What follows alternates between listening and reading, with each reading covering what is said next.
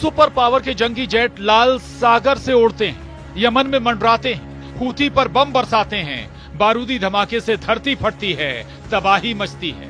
मगर जैसे ही धमाके का शोर थमता है, जवाबी हमला इससे भी जोरदार होता है। हूथी की मिसाइलें उड़ने लगती हैं, रॉकेटबाज ऐसा करारा जवाब देते हैं कि अमेरिका और इजराइल दोनों सहम जाते हैं।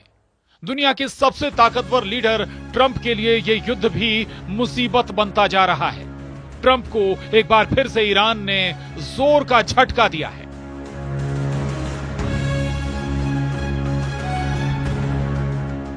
एक तरफ अमेरिका ईरान समर्थक हूथी लड़ाकों पर बमबारी रोक नहीं रहा, दूसरी तरफ ईरान की बर्बादी का प्लान सुनकर ईरान युद्ध के मूड में आ गया है। यूएस एयरफोर्स ने ईरान पर एटमी प्रोग्राम को लेकर डील का प्रेशर बनाने के लिए हूथी लड़ाकों पर हमले जारी रखे हुए हैं। अमेरिकी सेना की सेंट्रल कमांड ने यमन की राजधानी सना पर हवाई हमले का वीडियो रिलीज किया है। मीडिया रिपोर्ट्स के मुताबिक अमेरिकी हमले में 69 लड़ाके मारे गए। ट्रंप ने नेतन्याहू से मुलाकात में साफ किया है कि ईरान अब बेहद खतरनाक हो चुका है। अगर ईरान ने एटमी डील नहीं की तो हालात परमाणु युद्ध तक के बन सकते हैं, जिसके बाद ईरान ही नहीं खाड़ी के कई मुल्क खाक में मिल सकते हैं। ट्रंप ने दावा किया है कि ईरान को एटमी डील के लिए वो मजबूर कर देंगे।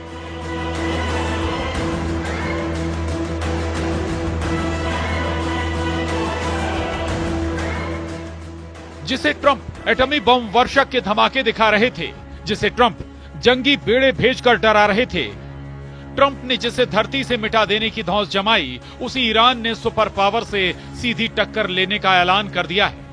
ईरान के सुप्रीम लीडर अली खामनेई ने तमाम दुश्मनों के नाम पैगाम जारी कर महायुद्ध की चेतावनी दे डाली है। ईरान ने अपने लड़ाका फोर्स की तबाही के बाद उन सभी देशों को दहलाने का ऐलान किया है जिन्होंने अमेरिका और इजराइल की मदद की है। अली खामनेई का दिमाग गर्म है।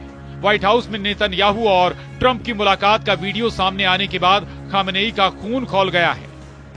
ट्रंप नेतन्याहू की सीक्रेट मीटिंग की डिटेल ने ईरान को युद्ध के लिए भड़का दिया है। नेतन्याहू के साथ मुलाकात के दौरान ट्रंप ने एक ऐसी बात कह दी जिससे बातचीत के बजाय युद्ध का माहौल बन गया है।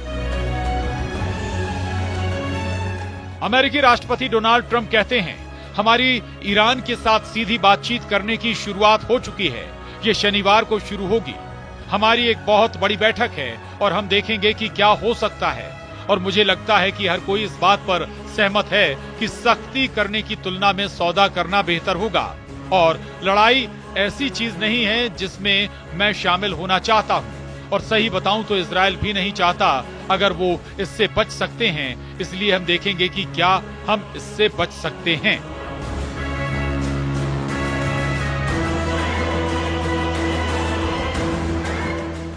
दरअसल ट्रंप ने क्लियर कट कहा है कि ईरान को किसी भी कीमत पर एटम बम नहीं बनाने दिए जाएंगे, जबकि ईरान है कि परमाणु हथियारों के कारखाने बंद नहीं कर रहा।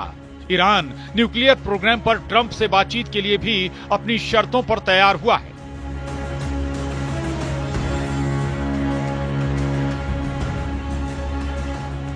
दरअसल ट्रंप कई बार ये धमकी दे चुके हैं कि ईरान उनसे एटमी डील पर सीधी बात करे, जबकि ईरान ने तीसरे पक्ष की मौजूदगी में एटमी डील की बात कही है। ईरान ने अमेरिका को ओमान में परमाणु प्रोग्राम पर बातचीत के लिए भी बुला लिया है, लेकिन खामनेई एटमी प्रोग्राम को बंद करने के बिल्कुल भी मूड में नहीं है। ईरान के विदेश मंत्री सईद अब्बास अरागची ने ट्रंप को दो टूक लहजे में मैसेज दिया है कि ईरान का परमाणु कार्यक्रम शांति के लिए है, जिसे जारी रखा जाएगा।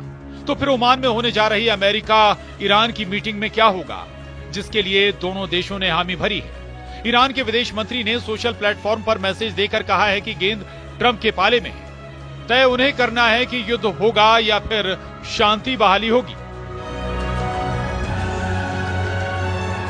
वही ईरान के अचानक आक्रामक रुख अपनाने की वजह यमन में अमेरिका को मिली नाकामी मानी जा रही है।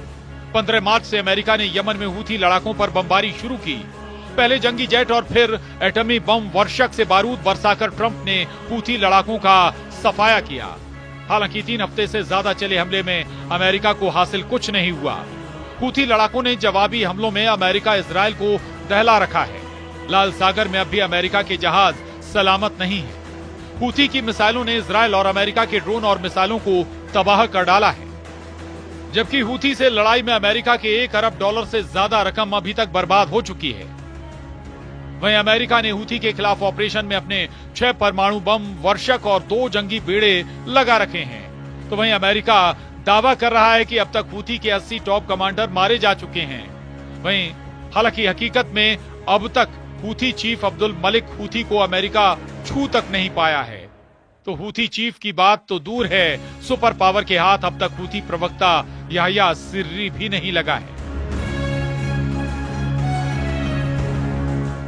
असलियत में अमेरिका को हवाई हमले में कुछ खास कामयाबी नहीं मिली है, जिसे देखते हुए ईरान भी अटैक मोड में आ चुका है।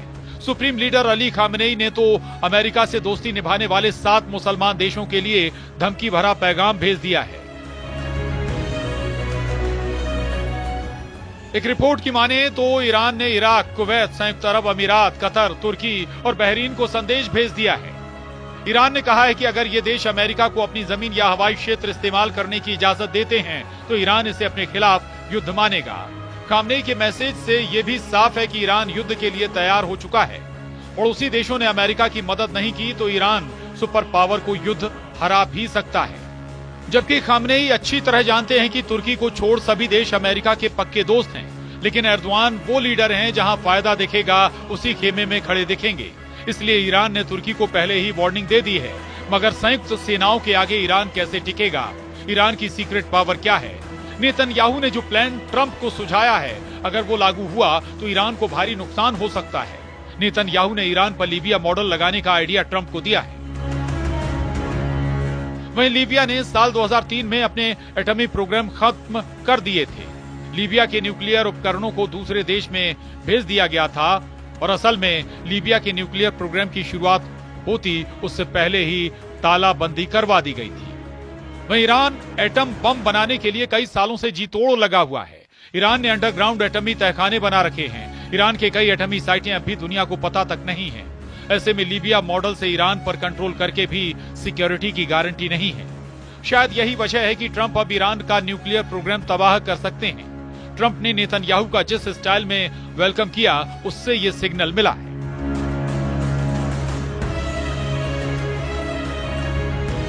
जबकि व्हाइट हाउस में जब नेतन्याहू की अगवानी करने ट्रंप पहुंचे थे तो उन्होंने अपना मुक्का दिखाया था, जिसे दुश्मनों को कुचल डालने का ट्रंप स्टाइल कहा जा रहा है। ट्रंप गाजा का हाल दिखाकर ईरान को सरेंडर करने को कह रहे हैं। ट्रंप ने दावा किया है कि गाजा युद्ध किसी भी दिन खत्म हो सकता है।